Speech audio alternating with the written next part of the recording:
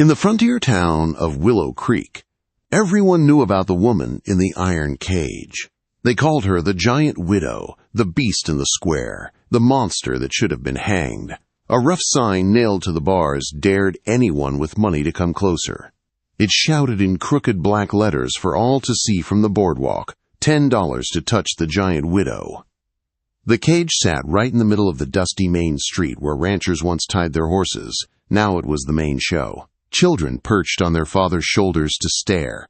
Women clutched their shawls and whispered to each other. Young men laughed too loud to hide their nerves as they shoved one another toward the bars. Beside the cage, the sheriff sat at a small table, happily stacking coins into neat little piles. Inside the bars sat Martha Kane.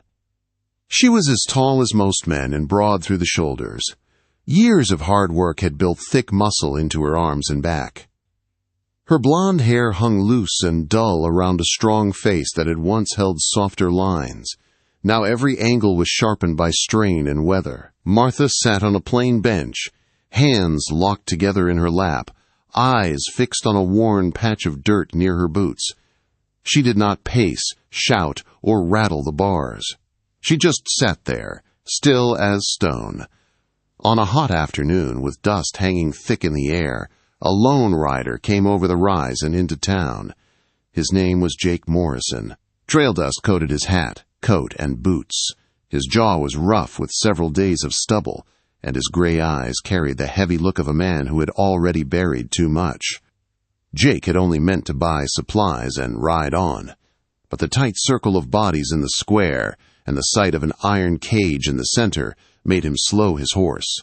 He guided the animal closer until he could see the woman inside.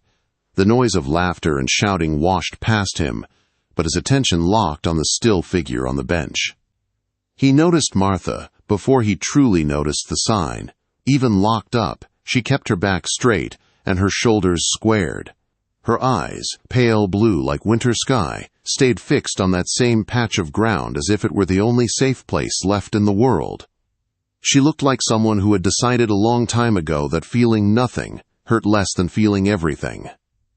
A skinny boy near the front bent down, grabbed a rock, and flung it at the cage. It slammed into the bars with a sharp clang that made several women gasp. The crowd roared with laughter and pushed the boy forward like a hero who had done something brave. Martha did not blink. Her hands did not move.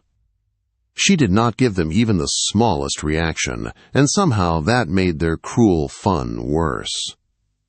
Jake's teeth pressed together. His hands tightened on the saddle horn. He knew what it felt like to have people poke at your pain for sport. 2 years earlier, he had buried his wife, Sarah, and the baby she carried.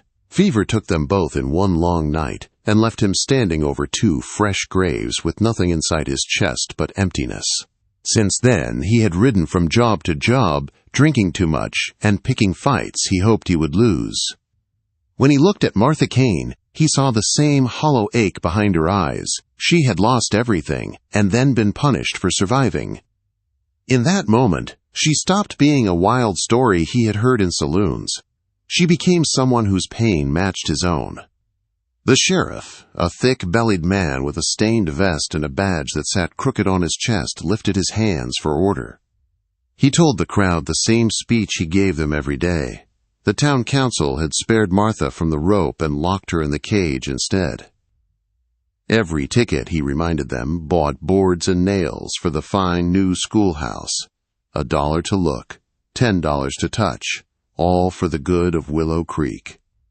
People cheered like they were doing charity instead of cruelty. If this story is touching your heart already, let me know in the comments where you are watching from and if you have ever gone through something similar. Also, tell me what you would like me to improve in future stories. Jake swung down from his horse. He stepped onto the wooden platform that wrapped around the cage. The boards creaked under his boots. Up close, he could see faint scars along Martha's knuckles and the purple shadows beneath her eyes. Her shoulders trembled just a little, as if holding herself together cost her more strength than any fistfight. For a long moment, she did not look at him. Then, slowly, her gaze lifted from the ground and met his. The roar of the crowd faded to a dull hum. All Jake felt was that stare. In her eyes he saw anger, fear, and a fierce will that refused to break. He also saw a grief that matched his own. Something inside him, dead and cold for 2 years, shifted for the first time. Without planning it, Jake turned toward the sheriff and asked how much. The sheriff called back that it cost $10 to touch the giant widow. Jake shook his head. In a calm voice that carried across the square, he asked how much it would cost to buy the woman in the cage.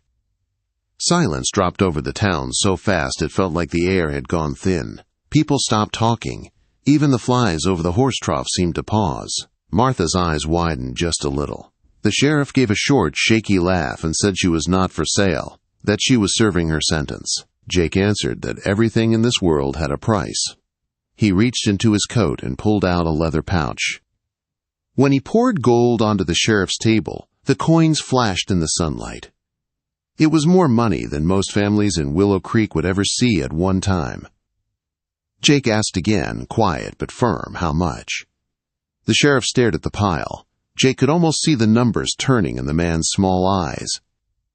He thought about the schoolhouse, about his own pockets, about the trouble that came with keeping a woman like Martha locked up. At last he named a figure that made the crowd gasp. $500. Jake did not haggle or argue. He counted out the coins with steady hands and pushed them across the table. $500 could buy land or clear old debts. Jake was handing it over for a stranger in chains. When the last coin dropped, the sheriff snatched up the pouch and declared the deal done. He fumbled for the ring of keys at his belt, his fingers shaking as he searched for the right one. He muttered that she was Jake's problem now and turned back to his precious coin stacks. Jake went back to the cage and knelt so his face was level with Martha.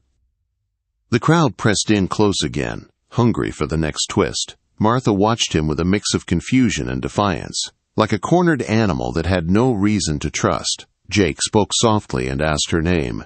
It came out rough and low from her throat, as if she had not used it in a long time. Martha, she said at last, then added Cain. He nodded and told her his own name. Then he reached into his vest and drew out a simple gold band, old but carefully polished. It had belonged to his grandmother and had ridden in his pocket ever since Sarah died, waiting for a future that never came. Jake opened his palm so Martha could see the ring, and so the whole town could see it gleam in the afternoon light. There, on his knees before the cage, with all of Willow Creek watching, Jake Morrison asked Martha Cain to be his wife. For a heartbeat after Jake spoke, the town went silent. Then the square exploded. Women screamed, men cursed and laughed, children started crying. The whole crowd surged toward the cage like a wave. In the middle of all that noise, Martha's lips moved around one cracked word her throat barely remembered how to make. Why? Jake stayed on one knee in the dust. He did not smile or play to the crowd. In a low, steady voice, he told her he did not believe any human being should be locked up like an animal. He said he knew what it felt like to wish you could disappear from the world. The words were plain, but the pain behind them was real and deep. Martha studied his face, searching for the trick. Men had laughed at her before, made sport of her tears and her strength. All she saw now was a worn cowboy with tired gray eyes, a man who had buried someone he loved and never truly come back from the graveyard. Behind them, the sheriff finished scooping gold into his pouch. Greed shoved aside every other thought. He raised his voice and declared the sale complete, then grabbed his ring of keys with a shaking hand. Martha Cain, he said, now belonged to Jake Morrison. That was that. Before he could reach the lock, the town blacksmith shoved forward, leather apron streaked with soot, face burning red. He jabbed a finger at Martha and shouted that she had murdered his brother and deserved a rope, not a husband. The crowd roared agreement, hungry for more punishment. Martha lifted her head. For 2 long years she had listened while others told her story for her. Now her voice cut through the noise, rough but steady. She reminded them of the night behind the saloon, when 3 drunk men had backed a grieving widow into a dark alley. She told them what those men had said about her dead husband and what they planned to do to his widow.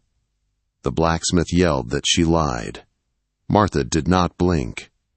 She told them to ask Doc Wilson what he had seen when the sheriff dragged her into his office. Ask about the bruises at her throat, she said, about the torn dress and the blood that was not hers. For a moment, eyes slid away from her, ashamed to meet the truth.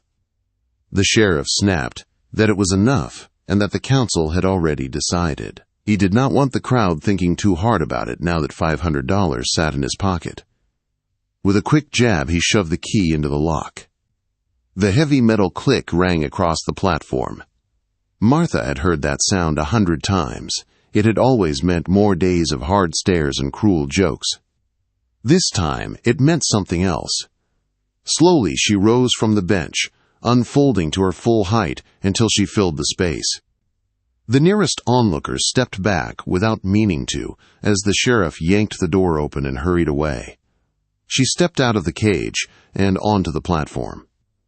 Up close, she was nearly as tall as Jake, broad-shouldered and strong, yet there was a careful grace in the way she moved, like a woman used to carrying her own power. Parents yanked their children behind them. Men muttered beast under their breath. Martha did not look at them. Her eyes stayed locked on the man who had bought her freedom. Jake stood and did not back away. He simply held out his hand, the same way he would to a lady stepping down from a wagon. The quiet respect in that small gesture shook Martha more than all the shouting. No one had offered her a gentle hand since before Robert died. After a long breath, she put her palm in his. Her hand was rough and strong, but he felt it tremble. He helped her down from the platform until they stood side by side in the dust of the square, the empty cage behind them, and half the town staring like they were watching a hanging.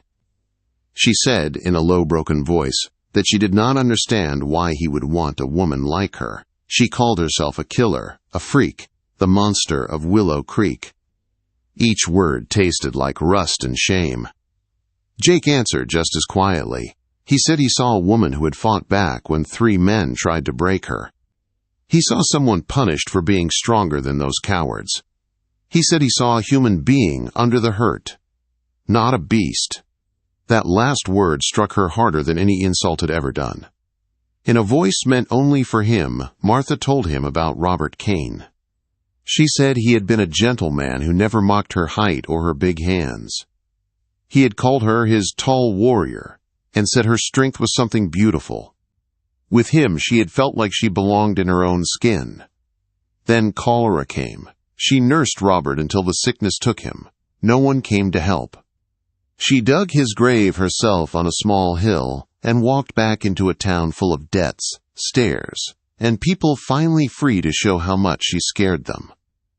She spoke of the alley in short, flat words. 3 drunk men, rough hands, foul talk about what they would do to a widow no one would protect. Something inside her snapped. She fought with the strength Robert used to praise. When it ended, 3 bodies lay still in the dirt, and the sheriff called it murder. The town called her a monster and built the cage. Shouts rose again around them. A clod of dirt burst near her boots. Someone yelled that Jake should be locked up for taking her side. Jake felt her fingers tighten in his, the way a person grips before they bolt. He knew that feeling. After his wife Sarah died, he had wanted to ride until the world forgot his name. He leaned closer so only she could hear. He told her he meant every word. This was not pity, he said. It was one broken soul reaching out to another. He said he believed 2 people with scars might stand a better chance together than alone. She warned him that he did not know her, that she could hurt him. He pulled his coat back just enough for her to see the worn grip of the gun at his hip and the knife at his belt. In a rough, honest voice, he told her he had killed men, too, in the war and in bad years after, things he was not proud of. He said he was tired of living alone with ghosts and whiskey for company. The plain truth of it slipped past her defenses. Warmth moved through her chest. strange after 2 years of cold numbness. She asked what would happen if she said yes, where they would go. What kind of life they could build when no respectable town would welcome a so-called murderer and the man foolish enough to marry her. Jake told her about his grandfather's ranch in the Colorado Territory. Old fences, empty fields, clear water, high sky. A place worn down but quiet, far from town gossip and ticket tables. No cages there, he said, except the ones a person carried inside their own head. Martha closed her eyes and pictured it, a rough house with no bars, land where people might speak of her strength as a blessing again. Days of hard work instead of hard stares. Nights where the only sound was wind in the grass instead of coins clinking as strangers paid to gawk at her. When she opened her eyes, Jake was still there. He still held her hand. The simple ring lay ready in his palm. Behind him, the cage door hung open and useless. Around them, the crowd pressed closer, faces twisted with fear and anger. The sheriff's hand hovered near his gun. For 2 years, Martha Kane had lived without a single real choice. Now one sat in front of her. She looked at Jake Morrison, at the ring, at the cage that had defined her. She lifted her chin. In a clear voice that carried across the square, she gave her answer. She said yes. The word yes rolled across the square like thunder. For one stunned heartbeat, nobody moved. Then sound crashed back into place. Men cursed and laughed. Women clutched their shawls. A few children started to cry as someone shouted that the stranger had lost his mind. Jake barely heard them. All his attention stayed on the woman at his side. Martha still held herself stiff, like she expected a blow at any second. But something had changed in her pale eyes. The dead, flat look was gone. In its place was a small, shaking spark, like a coal that refused to die, no matter how much dirt the world threw over it. Martha leaned toward him, so only he could hear. She told him they needed to leave before the town changed its mind. Her voice was steady, but he could feel the tremor in her hand. She knew how fast fear could turn into a rope or a bullet. Jake nodded once. Keeping her hand in his, he walked her through the thinning ring of bodies toward his horse. Someone spat at her feet as they passed.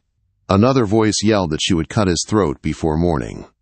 Jake did not answer. He had spent enough nights in rough saloons to know when words only poured oil on a fire. He focused on Martha instead. At the horse's side, he set his hands at her waist and lifted her up as gently as he knew how. For an instant, her muscles locked hard under his fingers. Her body remembered the alley behind the saloon, remembered grabbing hands and hot, sour breath at her ear. But his grip stayed steady and respectful. He did not shove or drag or laugh. He just helped her into the saddle and stepped back. Martha forced herself to breathe. She settled her boots in the stirrups and set her shoulders. Jake mounted in front of her. There was no room for distance, so Martha wrapped her arms around his middle. The contact felt strange and sharp. For 2 long years, every touch had meant pain, chains or rough hands pushing her toward the cage. Now, she held on to a man who had offered her his name instead of another insult. They trotted down the main street, past the saloon with its swinging doors, past the small white church, past the row of crooked storefronts. Behind them, the iron cage sat open and empty in the dust. People stared from porches and windows as the giant widow and the stranger rode out of Willow Creek on the same horse. No one stepped in their way. The town had sold its monster and seemed glad to see her go. When they passed the last building, Jake eased the horse into a steady lope. The land opened wide around them. Dry grass rolled toward low hills and faint blue ridges in the distance. Wind tugged at Martha's loose hair and brought tears to her eyes that she blamed on dust. She pressed her cheek against the back of Jake's coat and breathed in leather, sweat, and the faint smoke of old campfires. To her it smelled like motion, like distance, like the first breath of freedom. For a long stretch neither of them spoke. Hooves beat a steady rhythm on the hard ground.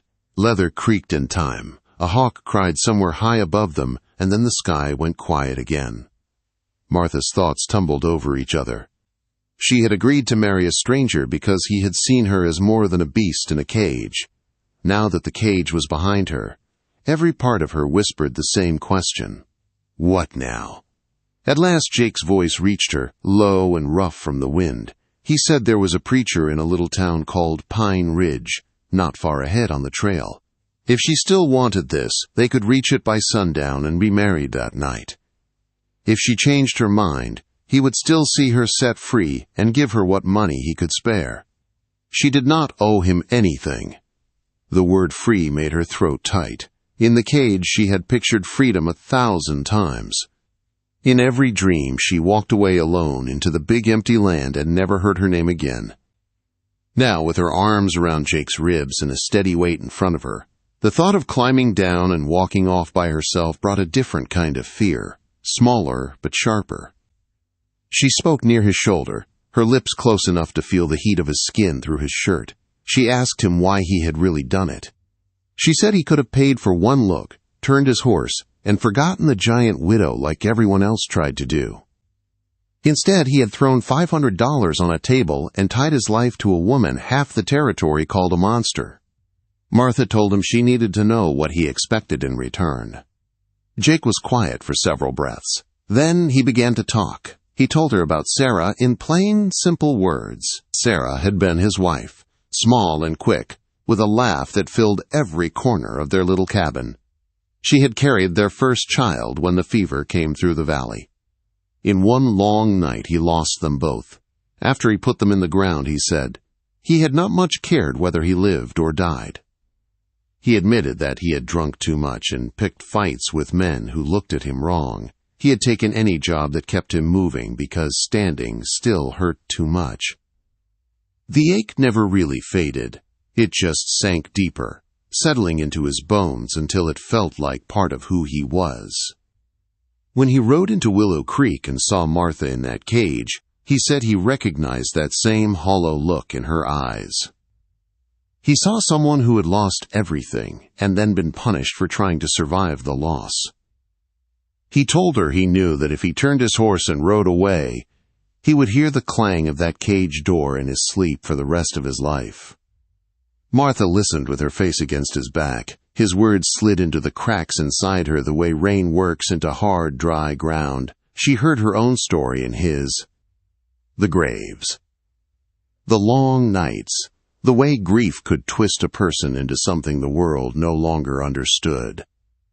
She asked if this was just his way of feeling like a hero by rescuing the beast everyone feared. Jake told her he was no hero. He said he was tired of talking to ghosts and waking up alone. He did not want a woman to worship him. He wanted a partner who understood what it felt like to hurt and still get up every morning. He said he thought she might want the same thing, even if it was hard to say out loud. The sun slid lower as the land lifted into soft foothills. Scattered pines appeared, then grew thicker along the slopes. Ahead, Martha saw thin lines of smoke and the point of a small steeple. Pine Ridge waded in a shallow valley, quiet and plain and wonderfully ordinary, like a place where nothing terrible ever happened, even if that was not quite true. As they rode down toward the town, Martha made her choice again, this time without a crowd screaming for blood. The first yes had been flung like a weapon in the faces of people who wanted her dead. This one rose from somewhere deeper and quieter inside her chest. She told Jake that if he still wanted her, she would stand with him before the preacher. She said she could not promise her heart yet. It was too bruised and tired. But she could promise to work, to try, and to walk beside him on whatever hard road lay ahead, instead of walking that road alone. For a moment, neither of them spoke. The only sound was the horse's hooves and, faintly, the soft ringing of the bell from the church ahead. Martha felt something ease inside her, as if an iron band around her chest had finally loosened enough to let real air in. Jake let out a slow breath. She felt the tightness ease from his shoulders under her hands. For the first time since she had seen him on the platform, a quiet warmth moved through him, not wild joy, but something steadier. He guided the horse toward the small white church at the center of Pine Ridge, just as the bell finished its evening call, and the sky turned gold and purple overhead. Jake stopped the horse in front of the small white church in Pine Ridge as evening settled in. To this town, he and Martha were just two dusty riders looking for a preacher. Martha stepped down with his help, legs shaking from the ride and from the choice in front of her. The iron bars were far behind, but she still felt them in her chest. Jake asked if she truly wanted this.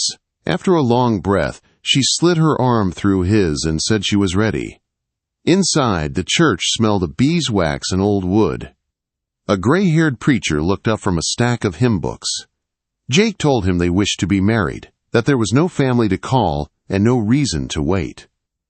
The preacher studied their tired faces and the way they stood close without clinging, then nodded and called his wife to be their witness. They stood before a small wooden table at the front. The preacher opened a worn Bible and spoke the vows of sickness and health, richer and poorer, joy and sorrow. Martha listened, with her hands clasped. When it was time, Jake took her hands. In a steady voice, he promised to share the work and the weight, to see her strength as a gift, and to remember she was human even on the worst days. Then Martha spoke. Her voice shook, then grew firm. She promised to stand with him through lean years and hard memories, to guard his back as fiercely as she had guarded her own, and to keep walking beside him when old shadows tried to drag them under. The preacher asked if Jake would take Martha as his wife. Jake answered at once that he would. Then he asked if Martha would take Jake as her husband.